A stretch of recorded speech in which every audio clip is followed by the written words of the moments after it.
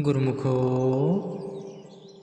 संत महापुरुष अपने शिष्यों को मन की बुरी चालों के प्रति सावधान रहने की चेतावनी देते हैं और उन्हें आदर्श में जीवन व्यतीत करने का उपदेश देते हैं, क्योंकि वे जानते हैं कि नित्य प्रतिदिन के आध्यात्मिक अभ्यास से मन को अत्यधिक शांति मिलती है और उस शांति को साधक यदि सही ढंग से नियंत्रित कर ले तो उसे बहुत लाभ होता है, और यदि काबू में न रख पाकर उसे ढीला छोड़ दे तो यह न केवल उसके लिए अपितु दूसरों के लिए भी विनाशकारी सिद्ध हो सकती है।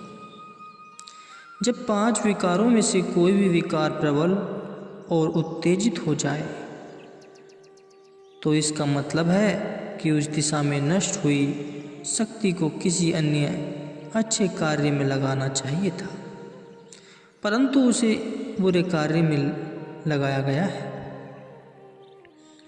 विचार एक प्रकार के बादलों के समान होते हैं जो मन रूपी झील में बनते रहते हैं। जब कभी भी किसी कार्य में कोई मानसिक विक्षोभ या उत्तेजना होती तो विचारों का रूप धारण हो जाता है। 4 शक्तियाँ मनस, चित्त, बुद्धि, अहंकार जब कार्य में परिगणित होती हैं तो विचार स्वयं उत्पन्न होने लगते हैं और अनेक प्रकार की विचार तरंगे उठने लगती हैं। मन, जैसे कि पहले बताया है कि केवल एक मशीन है जो अपने कार्य में विशिष्ट है। यह मशीन अपने आप नए विचारों को उत्पन्न करने की सामर्थ्य नहीं रखती और न ही किसी क्रिया पर कोई प्रतिक्रिया की सामर्थ्य रखती है। मन अपने घिसे पिटे मार्ग को स्वयं नहीं बदल सकता। जैसे गाड़ी का इंजन जिस लाइन पर लगा दिया जाए वह उसी पर चलता है, उससे हट नहीं सकता। मन का एक निश्चित दिशा में चलना आदत कहलाती है। अतः यह आदतें एक प्रकार के खांचे हैं जिन पर कर्म होते जाते हैं। क्रियाशील होने पर मन जो पहला काम करता है वह है खांचा या आदत बनाना। मन को जिस कार्य की आदत पर लग जाती है उसे बार बार करने में प्रसन्नता होती है।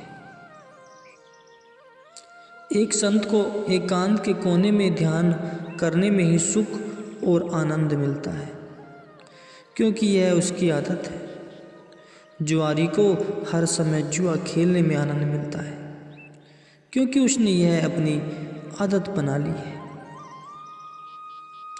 यदि संत और जुआरी दोनों को अपने अपने कार्य बदलने के लिए कह दिया जाए तो दोनों ही परेशान और तंग हो जाएंगे।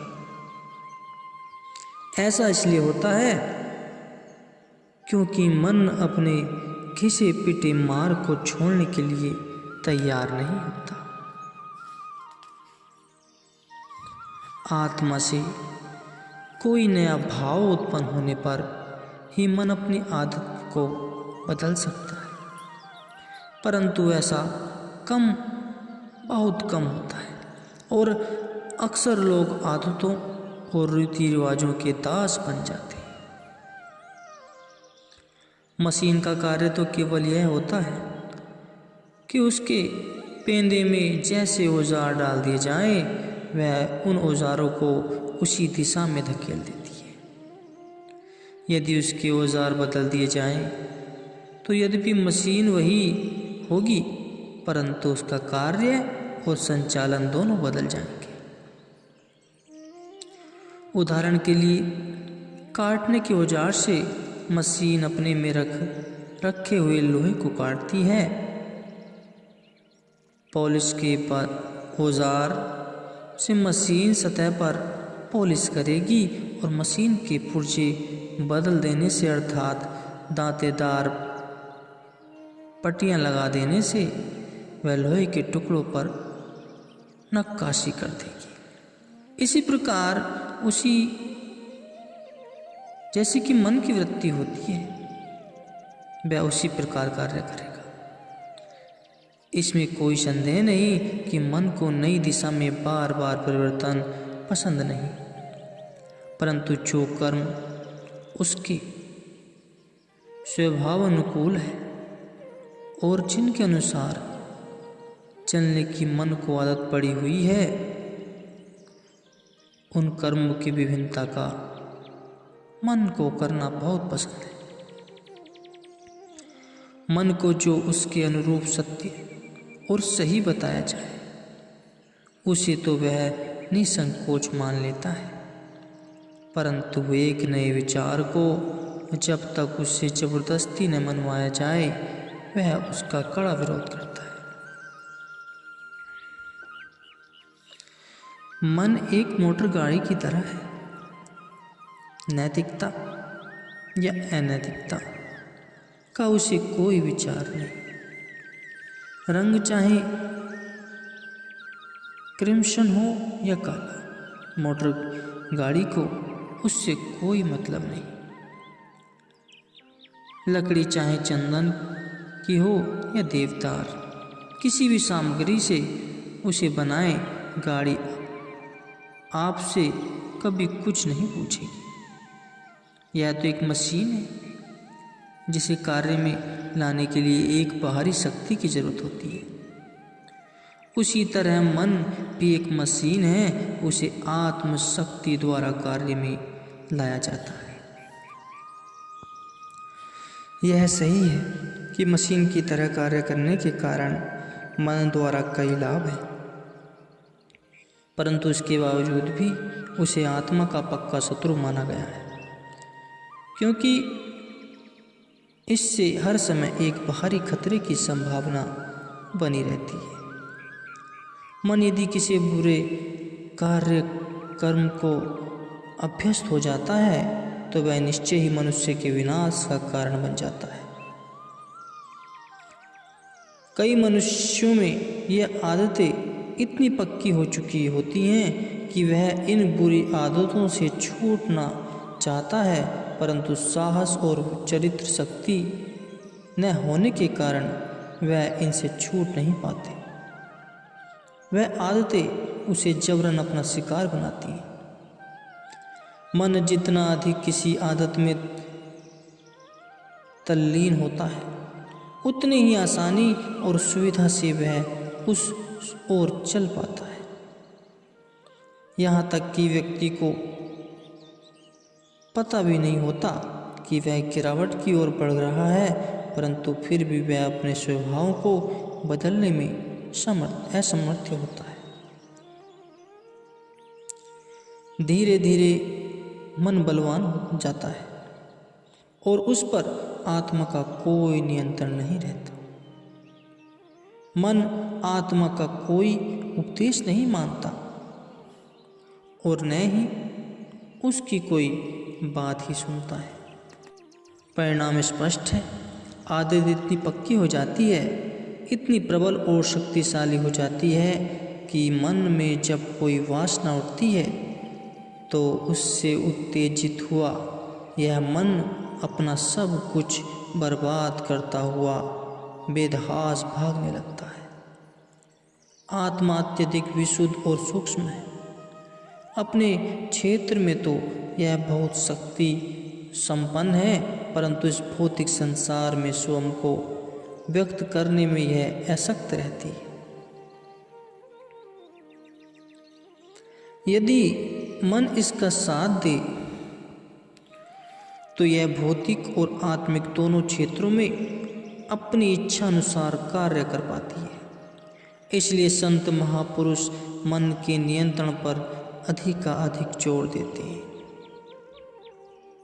साधकों द्वारा यहाँ एक बहुत ही उपयुक्त एवं बौद्धिक प्रश्न पूछा गया। मन यदि एक स्वचालित मशीन की भांति ही कार्य करता और जिस तरफ उसे प्रेरित किया जाता वह उसी ओर चलता है, तो फिर उसे हम आदतों और इच्छाओं के पुराने मार्ग से हटाकर नए मार्ग पर चलने के लिए जिम्मेवार क्यों ठहराते हैं? इसका उत्तर बहुत सरल है गुरु को, और पूर्व पहले बता भी चुके हैं। इसका विवेचन भी किया जा चुका है। मन की आदतों में जो कोई कार्य नया या मूलभूत परिवर्तन लाया जाता है तो वह उसमें जबरदस्ती ही लाया जाता है। जब कोई ऐसा मौका आता है कि कोई नया विचार मन में प्रवेश करता है तो पुराने और नए दोनों विचारों में जो अधिक शक्तिशाली होता है वह अपने ढंग से कार्य करना शुरू कर देता है। एक लड़का जो गली में खेल रहा होता है वह खेल को छोड़ना नहीं चाहता, परंतु जब उसका पिता उसे डांटता है तो बालक चुपचाप घर की ओर चल देता है और जाकर पढ़ना शुरू कर देता है। भारत में पहले सिक्कों की गिनती रुपए, आने और पैसों में होती थी। सभी और यहाँ तक कि अनपढ़ भी इस पैमाने को अच्छी तरह जानते थे। वह किसी अन्य नए पैमाने की पद्धति के विषय में सोच भी नहीं सकते थे, क्योंकि मन को युगों से ही उसी की आदत पड़ चुकी थी।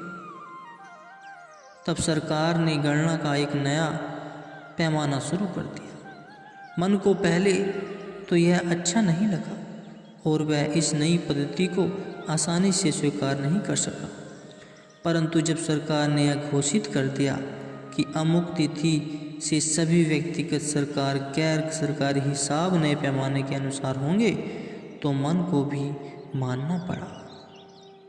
अब नए पैमाने का अभ्यास हो जाने पर गणना की पुरानी पद्धति एकदम बेकार और पुरानी लगती है। मन को नए पैमाने को स्वीकार करना पड़ा। क्यों? केवल इसीलिए क्योंकि मन में नई प्रेरक शक्ति उत्पन्न हुई जो पहले कार्य कर रही शक्ति से अधिक बलवान थी। आत्मा इस भौतिक संसार में पंगु होकर काम करती है, अर्थात शक्ति संपन्न होकर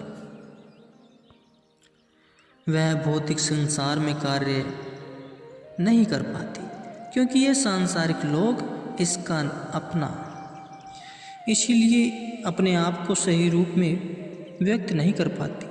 इसलिए स्वयं को व्यक्त करने की क्षमता उसके मुख्य यंत्र मन की प्रतिक्रिया पर निर्भर करती है।